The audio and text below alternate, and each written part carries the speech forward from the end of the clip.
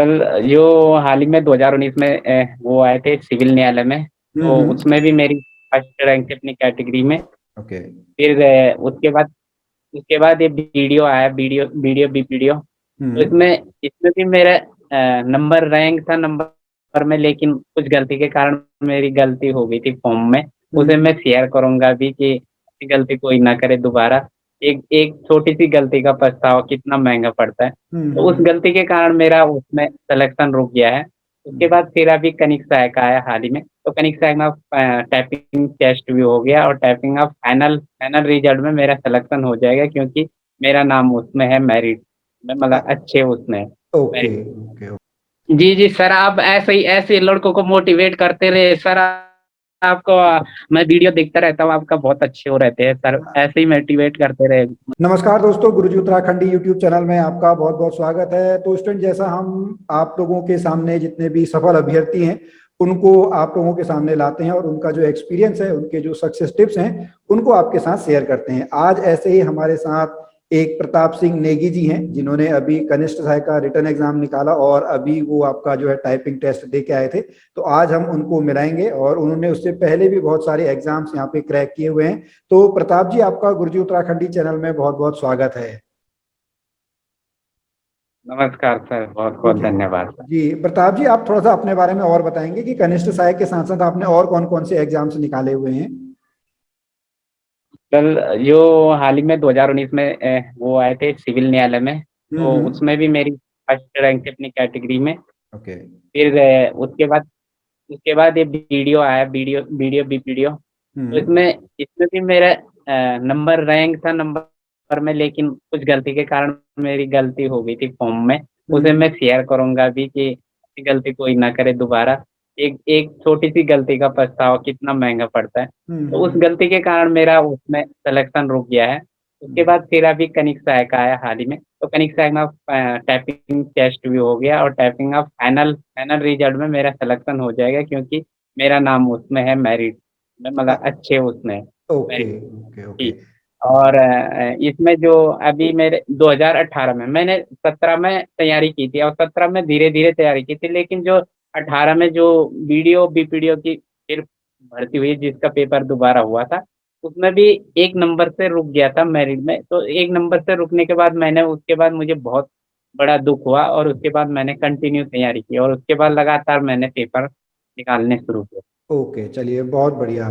तो स्टूडेंट, मैं आपको बता दूं, मेरी प्रताप जी से जब बात हुई तो प्रताप जी बता रहे थे कि 2016 से ये तैयारी कर रहे हैं। और प्रताप जी, यहाँ पे आपने एक जिक्र किया कि ना कि फॉर्म भरते वक्त ये गलती ना करें। हमारे बहुत सारे स्टूडेंट पूछते हैं सर वो गलती क्या एडिट हो पाएगी, तो आप थोड़ा सा और वहाँ पे बताना चाहेंगे कि आपसे क्या गलती हुई थी और हमारे स्टूडेंट को क्या गलती नहीं करनी चाहिए। जी जी जी। जी सर्वप्रथम मैं यही कहूंगा कि आप जहाँ भी अगर फॉर्म भरते समय थोड़ा भी अगर साइबर कैफे में जाते हैं, साइबर कैफे वाले अगर आपसे कहीं पर भी वो करते हैं कि अपने हिसाब से देखना चाहिए। अब कहीं पे इंग्लिश में लिखा होता है, किसी को इंग्लिश समझ में नहीं आती है और साइबर कैफे वाला कहता है कि ये भर दो, ये मेंशन कर दो, तो लड़के कहते हैं हाँ हाँ ये ठीक है, हाँ भर दो, हाँ भर दो। तो उस पर ध्यान नहीं देते। अब आगे चलकर जब आपका सिलेक्शन होता है तो उसके बाद ये इतनी सी छोटी गलती आपने जो आज नजरअंदाज की, वो ये आपको फिर महंगा फिर चुकता है आपको कि मेरी एक छोटी सी गलती के कारण मेरा सिलेक्शन रुक गया है।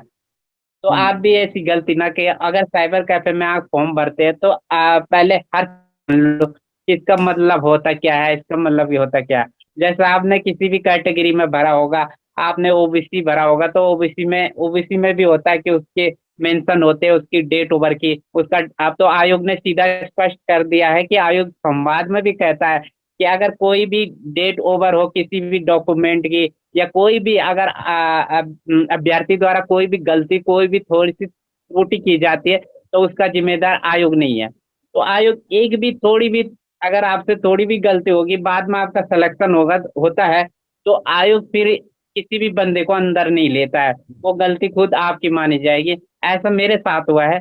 तो मैं इसे साझा करूंगा कि आप जब भी साइबर कैफे में या कहीं भी आप फॉर्म भरते हो, तो ये ऐसी गलती ना करें और उसे अच्छी तरह से जान ले, पहले उसके बारे में जान ले कि फॉर्म में हमें क्या मेंशन करना, कहाँ पे हमारी ये जो भी है सर्टिफिकेट की, अक्सर लोगों ने मुझे, कई लोगों ने मुझे उसके बारे में बताया, ओबीसी सर्टिफिकेट के बारे में बताया कि सर इसकी जो है डेट मेंशन नहीं की रहती है सर्टिफिकेट में, और इसकी ओवर डेट होती क्या है।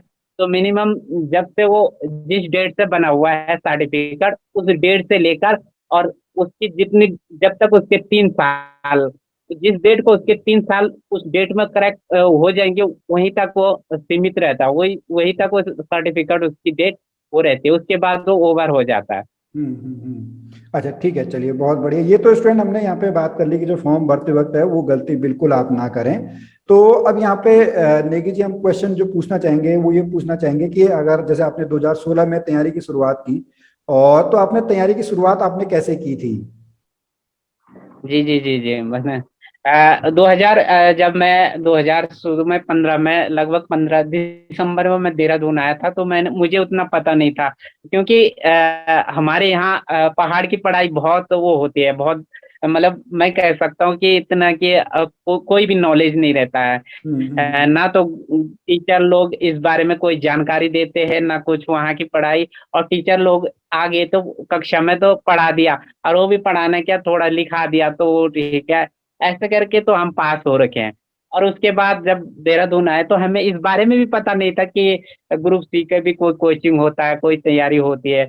तो जब मैं यहाँ आया था तो मैंने शुरू शुरू में यहाँ से थोड़ा बेसिक कंप्यूटर किया था। कंप्यूटर करने के बाद धीरे धीरे मुझे नॉलेज मिली, लड़कों से इधर उधर से जानकारी मिली कि यहाँ पे फलाना तैयारी होती है, यहाँ पे वो होता है, तो मैंने भी धीरे धीरे पढ़ना शुरू किया।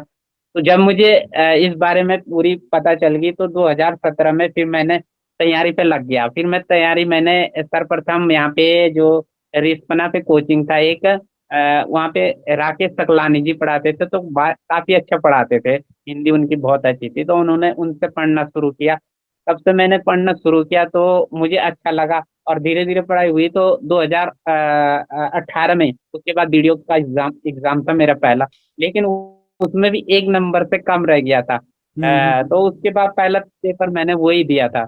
और उसके बाद मैंने सोचा कि जब मैं इतना ले रहा हूँ तो मुझे मेहनत करने की जरूरत है। फिर मैंने लगातार कंटिन्यू 2018, 19 और लगभग 19 वाले बीएससी जो आई थी, उसमें 2020 में उसका रिजल्ट आया था सिविल न्यायालय का, तो वो तो निकल गया था, लेकिन टाइपिंग में मैं बाहर हो गया था, टाइपिंग नहीं हो पाई।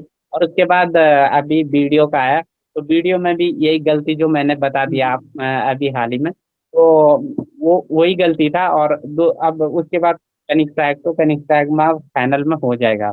अच्छा ठीक है, चलिए अब यहाँ पे बात करते हैं आपने कौन कौन सी जी बुक्स से शुरुआत की थी। जैसे परीक्षा वाणी बुक तो एक बेसिक है ही, उसके अलावा भी आपने कोई हाँ बुक्स जी वगैरह जी पढ़ी थी?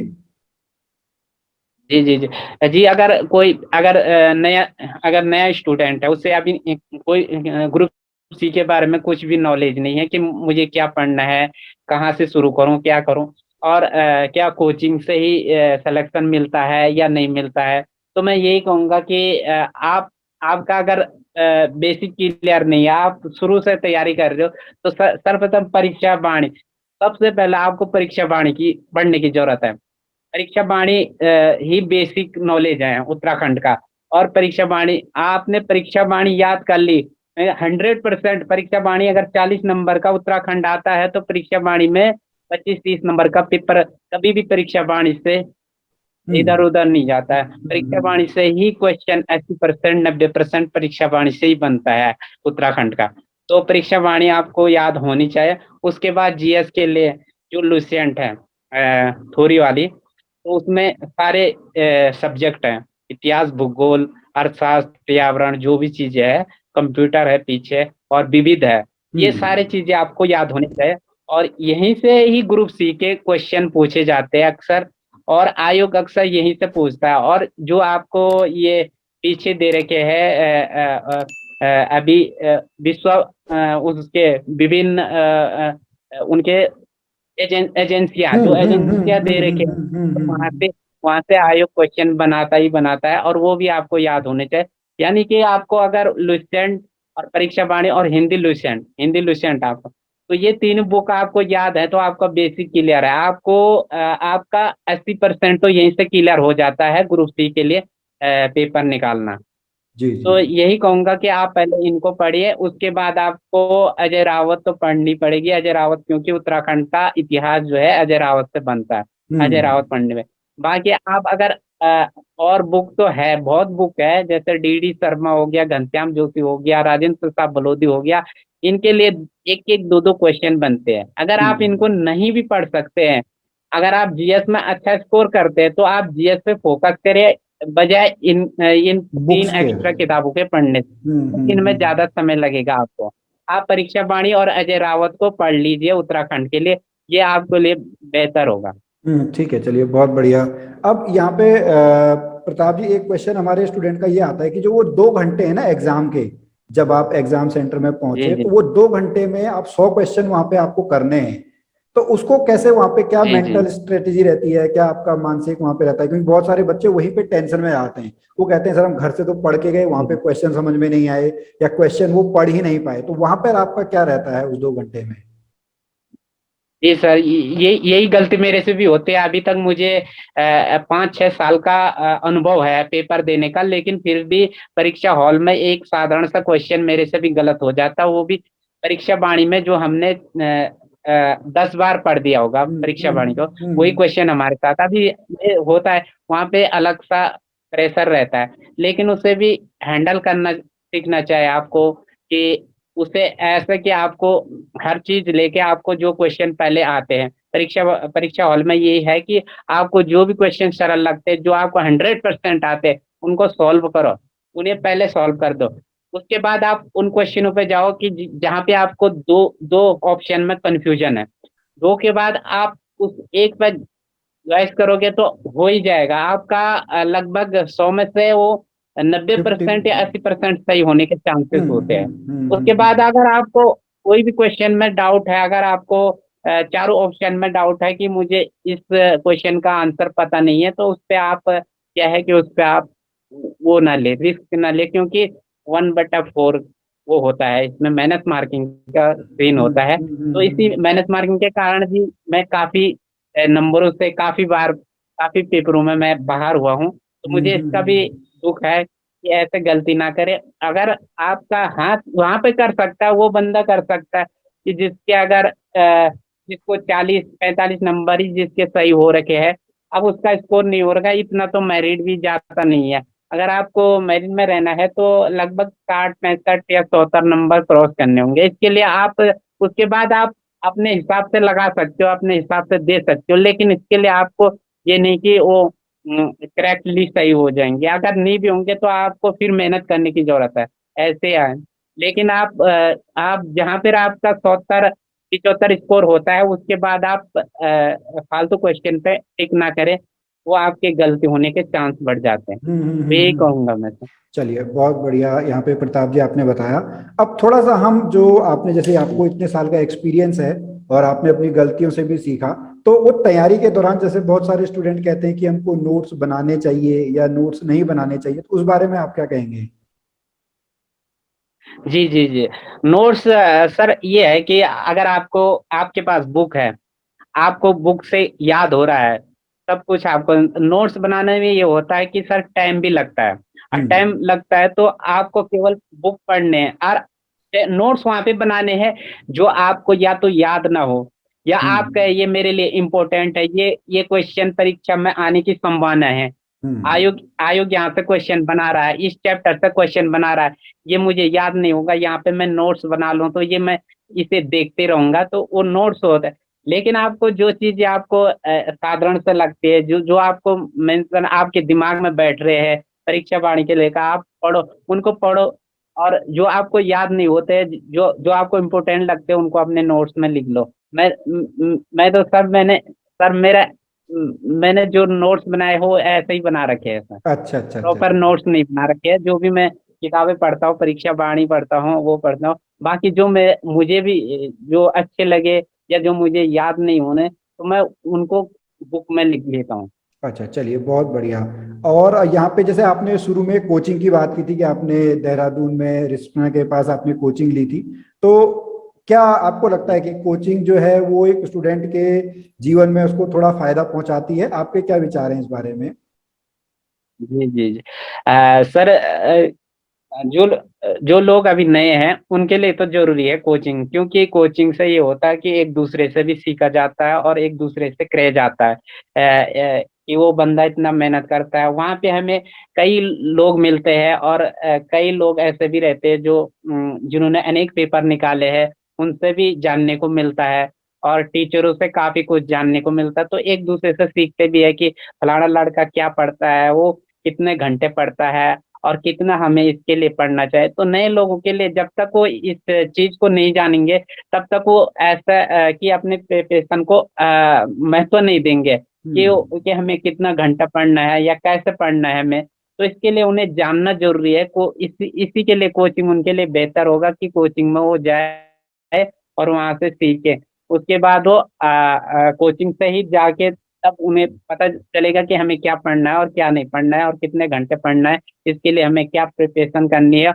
और मेन मेन बात यह है कि इसका जो सिलेबस है, जो आयोग का सिलेबस है, वो सिलेबस आपको पता होना चाहिए, और उस सिलेबस के अकॉर्डिंग आपको तैयारी करनी चाहिए। चलिए बहुत बढ़िया। तो इसी क्वेश्चन को थोड़ा सा और आगे एक्सटेंड करते हैं। आपने जैसे हमारे चैनल के बारे में हमारी बात हो रही थी, आपने देखा हुआ है, तो आप थोड़ा सा हमारे चैनल के बारे में कुछ कहना चाहेंगे? जी जी जी जी, चैनल सर मैंने देखे हैं, कुछ वीडियो देखे थे आपके, तो मुझे भी काफी अच्छा लगा। और ऐसे मैं सुनता रहता हूँ। चाहे सर मैंने भी ये यूपीएससी का जो अभी मधुकर सर पहचानते होंगे सर, मधुकर तो उनसे भी मैंने अन अकेडमी में सब्सक्राइब लिया था। उन्होंने खैर मुझे बहुत सस्ते में दिया था। मैंने अपनी समस्या बताई थी, उन्होंने तो दिया था। उन्होंने तो उससे मुझे काफी फायदा हुआ। मैंने डीपली अध्ययन किया हर सब्जेक्ट का डीपली, चाहे वो इतिहास हो, भूगोल हो। तो उन्होंने मुझे काफी हेल्प किया था। मैंने उनको अनेक समस्याएं बताई अपनी, और उन्होंने मुझे हर समस्या का समाधान बताया। और उन्होंने उन्हीं से मैंने सीखा भी कि कैसे पढ़ाई करनी है, और क्या पढ़ना है और क्या नहीं पढ़ना है, कौन सी बुक आपको पढ़नी चाहिए। तो जो कुछ भी सीखा मैंने उन्हीं से सीखा। और मैंने उनके जो है उनसे उनसे ही काफी नोट्स भी बना रखे हैं, जो अन अकेडमी से है। तो उसी की तो उन्हीं की जो वो थी, उनका जो वो एक्सपीरियंस था, वो ही मुझे साझा किया उन्होंने। अच्छा, चलिए बहुत बढ़िया। तो यहाँ पर जो तैयारी कर रहे अभी स्टूडेंट हैं, उनको आप क्या संदेश देना चाहेंगे? जी जी, उनको यही संदेश देना चाहता हूँ सर कि अभी हाल ही में अभी काफी लड़कों का भी सारे पोस्ट इस समय फिजिकल के होने वाले हैं पेपर है। चाहे वो बंदी रक्षक, पटवारी, लेखपाल, पुलिस और दरोगा, एसआई, जो भी है, ये पेपर होने वाले हैं। तो आप जिनकी भी तैयारी या तो अभी शुरुआती है, जिनका फिजिकल निकला हुआ है, और जो शुरुआत कर रहे हैं, तो मैं उनके लिए यही कहूंगा कि आप कंटिन्यू तैयारी करते रहे। आपके लिए इतने पोस्टें हैं, अभी तो आने वाले समय में बहुत पोस्टें आएंगे सर। और कंटिन्यू अपनी तैयारी को रखिए, कभी भी हार मत मानिए, और तैयारी को निरंतर रखिए और लगातार करते रहिए। आप सफलता से असफलता से घबराए नहीं। एक ना एक दिन सफलता जरूर मिलती है, आप कितना भी होगा। पेपर आते रहेंगे सर। अभी तो हर साल विज्ञप्ति आती है, तो इसके लिए आपने ये नहीं कि मैंने फलाना पेपर एक फॉर्म भरा था, मेरा मेरा उसमें नहीं हो पाया तो मैं तैयारी छोड़ दूं। अगर आपने कंटिन्यू एक बार तैयारी कर ली तो उसे जारी रखे, एक ना दिन सर जॉब है, लेकिन मेहनत करने की जरूरत है बस, और परिश्रम की जरूरत है। हर किसी को जॉब मिल जाती है सर, ऐसा नहीं है गवर्नमेंट जॉब में मिलता है, लेकिन हर बंदे का आजकल कंपटीशन बहुत तगड़ा है, इसलिए आपको बहुत तैयारी करने की जरूरत है सर। कि ये है कि मैं अ, अ, वही कहना चाहूंगा कि अगर आप कंटिन्यू अगर लगे रहते हैं अपनी तैयारी पे, अपना समय जितना भी आपने निकाला है, जितना भी आपका क्षमता है, आप 4 घंटे पढ़ो, 5 घंटे पढ़ो, लेकिन कंटिन्यू पढ़ो, एक ना एक दिन आपको सफलता जरूर मिलेगी। जी जी, बहुत बढ़िया यहाँ पे बताया नेगी जी आपने। तो नेगी जी, हम अपने इंटरव्यू के अब लास्ट राउंड पे चलते हैं, जहाँ पे हम आपसे रैपिड फायर में क्वेश्चन पूछेंगे, आपको ऑप्शंस उसमें चूज करने हैं। ठीक है? तो आपको जी क्या जी पसंद है, सेंट्रल लेवल की जॉब पसंद है कि स्टेट लेवल की जॉब आपको पसंद है? सर, मुझे दोनों पसंद है। अच्छा, आप कोचिंग में विश्वास रखते हो कि सेल्फ लर्निंग में, खुद से पढ़ने में विश्वास रखते हो? लेकिन सर मैं अब अपने पे ही विश्वास रखता हूँ, क्योंकि कोचिंग में आप, ये है कोचिंग नए लोगों के लिए अच्छा है, मैं अच्छा अपने आप ठीक पे है। विश्वास ओके, रखता हूँ। बहुत बढ़िया। आप ऑनलाइन कोचिंग में पसंद करते हैं कि ऑफलाइन कोचिंग को पसंद करते हैं? अ, सर ऑफलाइन ऑफलाइन ज्यादा अच्छा, बेहतर है। ऑफलाइन बेहतर है, ठीक है। उत्तराखंड में घूमने के जी। लिए सबसे पसंदीदा जगह आपकी कौन सी है? अ, सर उत्तराखंड तो देवभूमि है, हर जगह यहाँ पे जी जी। चलिए। टूरिस्ट टूरिस्ट है, तो यहाँ हर चीज, जहाँ तक हम देखते हैं कि बहुत सारे जगग, चाहे तुम कहीं भी चले जाओ, लेकिन उत्तराखंड में हर जगह घूमने की जगह है। अच्छा लेकिन ठीक है। खासकर मैं ये कहूँगा कि अगर आप आते हो तो नैनीताल और मसूरी तो लोगों का सबसे ज्यादा पसंदीदा अच्छा एरिया है। ठीक है, ओके तो यहाँ चलिए। पे ठंडा भी रहता है, मौसम भी अच्छा रहता है। तो प्रताप जी, मैं आपसे ये पूछना चाहूंगा कि आप एक मॉर्निंग पर्सन हैं कि लेट नाइट पर्सन है? आप सुबह पढ़ते हैं कि शाम को ज्यादा पढ़ते हैं? सुबह भी और शाम को भी सर, मैं सुबह भी पढ़ता हूँ, मतलब सुबह में अलग अलग सब्जेक्ट होते हैं सर, टाइम टेबल बनाना पड़ता है, तो अच्छा। सुबह करीब अगर मैं पढ़ता हूँ तो मुझे हिंदी सुबह अच्छी लगती है, मैं हिंदी को सुबह अच्छा पढ़ता हूँ। फिर जीएस जो भी है मैं शाम को, दिन में जब भी टाइम मिलता था तो मैं लगातार पढ़ता ही रहता था। चलिए। शाम को दिन में भी निकालता था, दिन में 2-3 घंटे दिन में, और 2-3 घंटे शाम को, और 2-2 घंटे सुबह। चलिए, बहुत बढ़िया। अब एक चीज जो आप उत्तराखंड जो हमारा, अगर आप गवर्नमेंट ऑफिसर अब तो बन ही चुके हैं, तो सबसे पहले कौन सी चीज आप सुधारना चाहेंगे उत्तराखंड में? जी अभी जो हमें विभाग मिलेगा उसमें, कोई भी विभाग होगा तो हम यही कहना चाहेंगे कि अगर कोई भी अधिकारी, जैसे कि आजकल उन्हें काम के बदले पूरा वो पैसे मिलते हैं, फिर भी वो जनता का एक काम करने के लिए सर मनमानी करते हैं, या कुछ जनता से, हम्म। गरीब लोगों से जब तक उनका वो नहीं होता है, कोई भी वो जब तक उन्हें पैसे नहीं दिया जाता है तब तक किसी का काम नहीं करते, तो ये चीजें गलत है सर। सरासर अगर हम ये कहेंगे कि किसी का भी काम हो, इनका अपनी स्वेच्छा इस तरह से करनी चाहिए, क्योंकि सरकार ने हमें इसलिए बैठाया है कि हम ये काम गरीबों के लिए, हम उनका भला करें, ना कि हम उनको उनसे भी लूटे। कि गवर्नमेंट हमें क्यों क्यों सैलरी देगी? जी इसी जी। काम के लिए तो गवर्नमेंट ने हमें बैठाया है। तो बहुत यही बढ़िया। काम है कि सर ये चीजें बहुत बेकार है, ये चीजें गंदे हैं। जी जी, बहुत बढ़िया।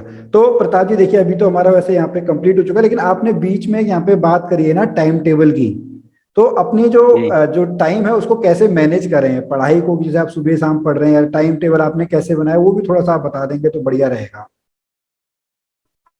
जी, टाइम टेबल तो अब लड़कों का समय अलग अलग रहता है, कोई पार्ट टाइम जॉब करता है, कोई फुल टाइम जॉब करता है, उनको उतना समय नहीं मिल पाता। लेकिन हमारे लिए तो समय समय था, तो हम यहाँ पे ना तो घर वाले रहते थे, तो हम अकेला ही रहते हैं लगभग।